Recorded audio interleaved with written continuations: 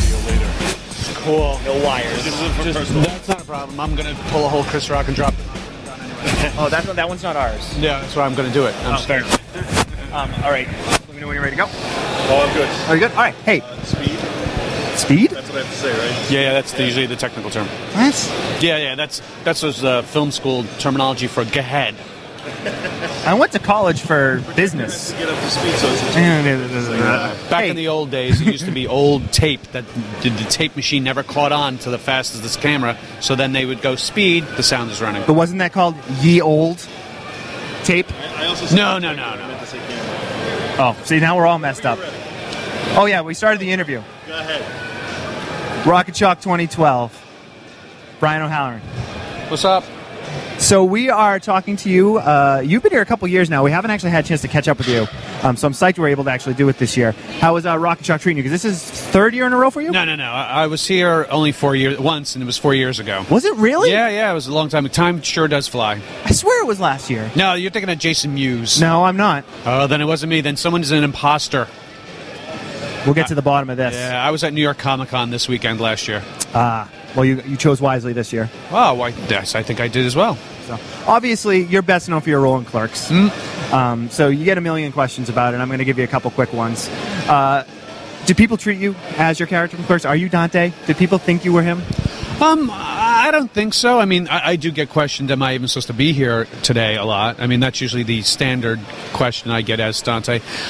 Once they get to know me, they know I'm not really anywhere. I mean, I do get to the point where I am a people pleaser type of person, but I'm not the type who'd be like, just start whining and complaining about something like the character Dante does quite often. Right.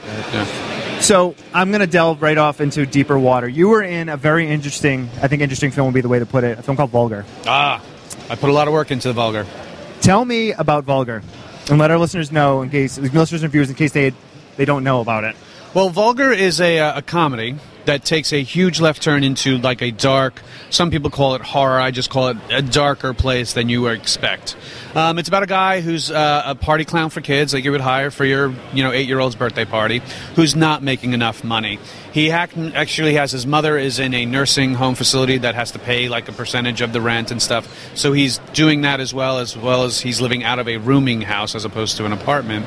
So he's not making a living doing this. So he comes up with the idea, and he tells his good friend Sid, who's played by Brian Johnson from Comic Book Men fame, who wrote and directed this film. I have an idea. I'm going to be a party clown for adults. He's like, what do you mean? It's like, well, it'd be kind of like a goof where a guy for a bachelor party would hire me, but I would come in, they would think a stripper's coming in, and then it's a goof on the groom that, hey, it's actually this guy dressed up in this weird, risque type of outfit.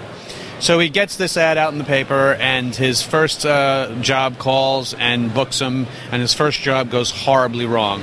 That's the part that's Say it not lightly. Spoiled. It goes horribly wrong, and then the ramifications of that and what happens after that. There's kind of a bit of revenge part of a movie involved in this. There's a bit of a kind of chase scene involved. And it's very dark and twisted. It's got myself, Ethan Suplee is in it as well. Kevin Smith makes an appearance in it as a TV kind of producer. You got Jay Mewes as a gun smuggler. It's got quite a few of the View Askew people you know and love in this film as well. So it's a very dark comedy. It's not a bring your kids to the movie night and sit down and watch this movie. Well, if you're John Wayne Gacy's kids, maybe. True. And it's not a I don't think it's a good test to test a first date movie either. Like, hey, do you want to watch this? Because you'd probably have your date screaming and running out of the house. I wonder how many people who see that the View Askew people are involved, and they're like, oh yeah, and then they're like, oh. Right. It turns pretty dark pretty quick. So obviously, everyone knows you as Dante, but what is some of the stuff, I mean, because you've done obviously more than these, the Clerks films. What is some of the stuff that you've done that you're real proud of you think might have got overlooked? There was a movie I did called, with Ali Sheedy called Junior Defenders. It's a fake documentary about these 4 kids who had like a Power Ranger show back in the 70s, and it had a huge following, and then it gets canceled after one of its cliffhanger episodes. So years later, these 2 stoner groupies hunt down the real actors across the country and kidnap them to make the final episode of this childhood story. It's very, very funny. It's narrated by John Waters. It's got Ali Sheedy, Justin Henry, who was the kid from Kramer vs. Kramer. So that was one that came out years ago.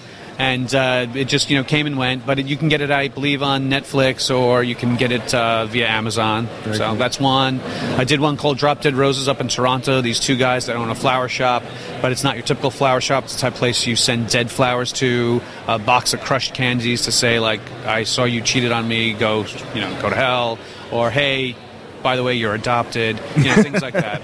That's another great film we did up in Toronto. I'm very proud of that. There's a lot of there's one called Hooking Up that I did with myself and Bronson Pinchot and Corey Feldman, and it's kind of like a American Pie type of high school sex romp. I play the principal of the high school. Very cool. So in closing then, what do you got coming up?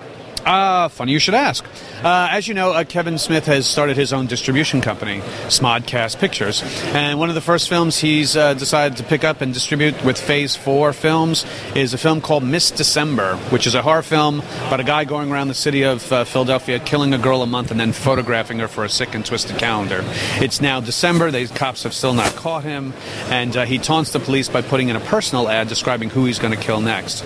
So the main character, this woman who works at a diner in Philadelphia, reads this and she's like, whoa, and she's flattered because she's like, I think he's talking about me. So now she's trying to figure out who of her customers, ex-boyfriends, coworkers might be this calendar girl killer. Wow. So it's got myself, Corbin Bernstein. We have a great cameo by Gilbert Gottfried, who plays a police officer. I play a made-for-TV movie director who's addicted to heroin and is trying to direct the made-for-TV movie of the calendar girl killer. So Very cool. that comes out November 1st.